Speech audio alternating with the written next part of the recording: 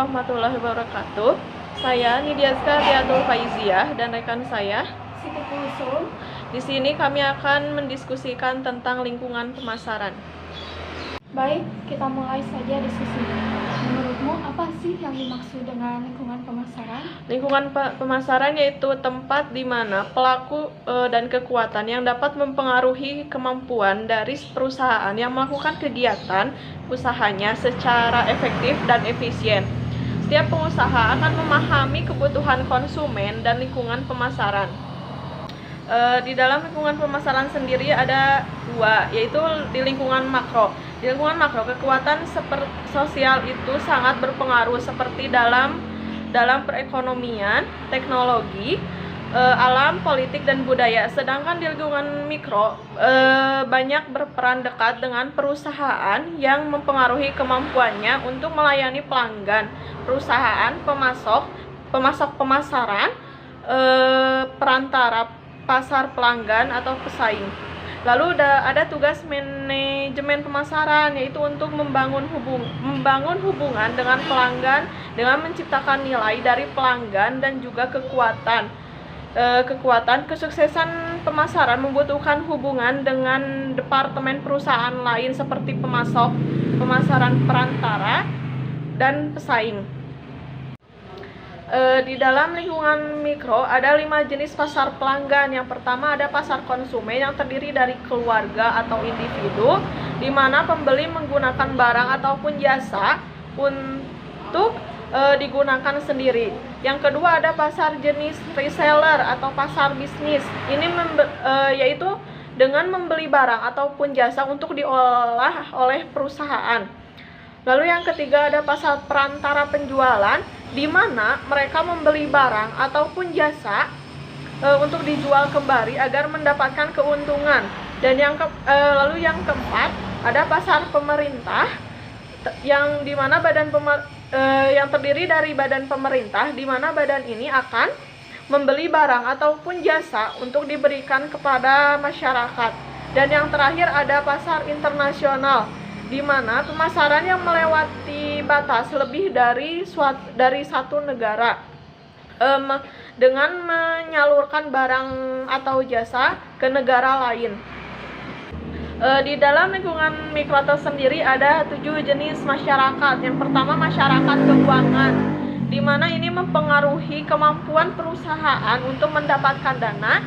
Yang kedua ada masyarakat media, ini membawa berita, fitur, dan opini editorial yang terdiri dari majalah, surat kabar, radio, televisi, dan media online. Lalu yang ketiga ada masyarakat pemerintah, di mana pemasar harus berkonsultasi dengan pengacara perusahaan tentang isu keamanan produk, kebenaran iklan, dan masalah lainnya. Yang keempat ada masyarakat LSM, di mana keputusan pemasaran perusahaan mungkin dipertanyakan oleh organisasi konsumen, kelompok lingkungan, kelompok minoritas, dan lainnya. Departemen Humas dapat membantu perusahaan tetap berhubungan dengan konsumen dan kelompok LSM. Lalu yang kelima ada masyarakat lokal. Ini meliputi penduduk sebuah lingkungan dan organisasi komunitas. Perusahaan besar biasanya menunjuk petugas hubungan komunitas untuk berurusan dengan komunitas lain, untuk menghadiri rapat, menjawab pertanyaan, dan memberikan sumbangan amal yang bermanfaat. Yang keenam ada masyarakat umum, di mana perusahaan harus memperhatikan perilaku masyarakat umum terhadap produk dan aktivitasnya. Citra publik perusahaan mempengaruhi pembelian kepada masyarakat. Lalu yang ketujuh ada masyarakat internal, di mana ini meliputi pekerja, manajer, serta sukarelawan. Menurut Siti sendiri, di dalam lingkungan makro, kekuatan sosial apa yang dapat mempengaruhi lingkungan lainnya? Di dalam lingkungan makro sendiri terdiri dari yang pertama lingkungan demografis. Ini merupakan studi kependudukan manusia. Yang kedua, lingkungan ekonomi merupakan daya beli konsumen. Yang ketiga, lingkungan alam. Ini merupakan bahan baku tertentu, biaya energi tidak stabil, dan gerakan reboisasi. Yang keempat, lingkungan teknologi.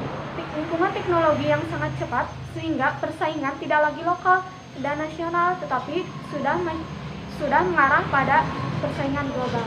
Yang kelima, lingkungan politik.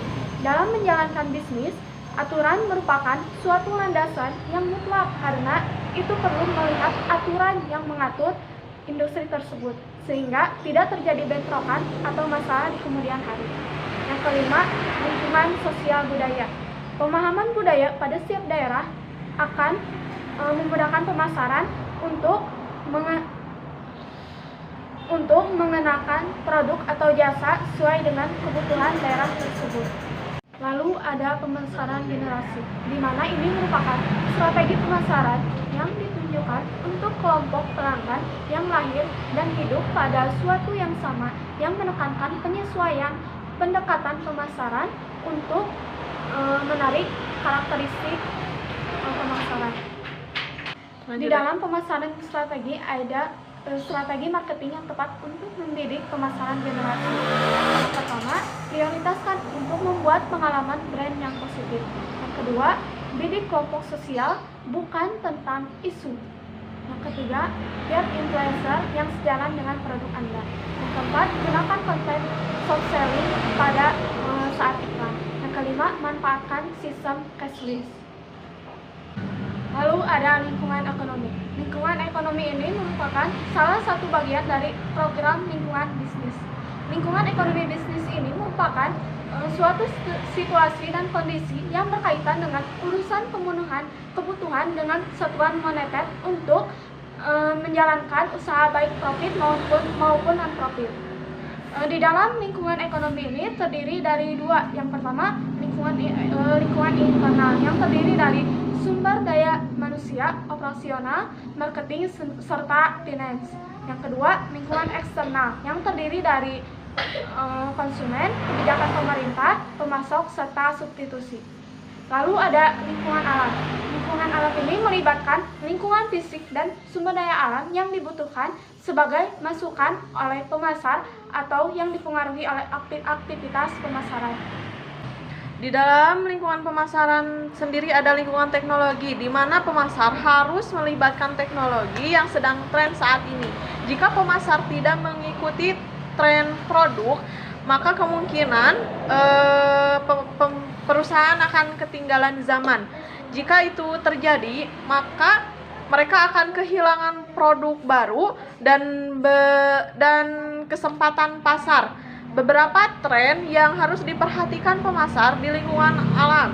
Yang pertama ada melibatkan kekurangan bahan baku. Yang kedua ada peningkatan polusi, dan yang ketiga ada meningkatnya intervensi pemerintah dalam manajemen sumber daya alam. Lalu ada pergeseran dalam nilai budaya yang diungkapkan dalam beberapa pendapat, yaitu yang pertama ada pandangan orang-orang terhadap diri sendiri, yang kedua ada pandangan orang lain, yang ketiga ada pandangan masyarakat terhadap organisasi, yang keempat ada pandangan masyarakat, dan yang kelima terakhir ada pandangan alam. Sekian dari kami, mohon maaf apabila ada kesalahan. Wassalamualaikum warahmatullahi wabarakatuh.